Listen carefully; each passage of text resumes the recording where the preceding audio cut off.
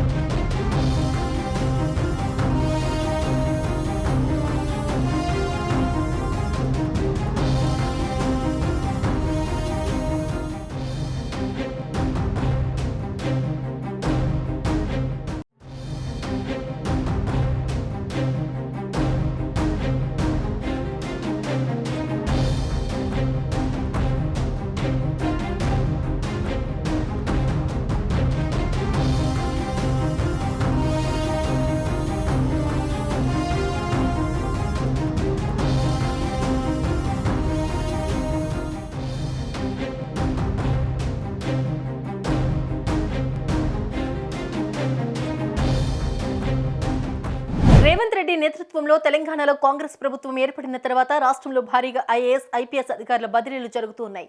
తాజాగా మంగళవారం 20 మంది సీనియర్ ఐపీఎస్ అధికారులను ప్రభుత్వం బదిలీ చేసింది. తెలంగాణ డీజీపీగా రవి గుప్తాను కొనసాగిస్తూ ఇటీవల ఈసీ వేటు వేసిన అంజనీ కుమార్, సివి ఆనంద్లకు కూడా పోస్టింగ్స్ ఇచ్చింది. తెలంగాణ ప్రభుత్వం మరో సంచలన నిర్ణయం తీసుకుంది. ఏకంగా 20 మంది ఐపీఎస్లను బదిలీ చేసింది. ఉన్నత స్థాయి అధికారులందరికీ స్థానచలనం చేసింది. తెలంగాణ డీజీపీగా రవి గుప్తాను కొనసాగించింది.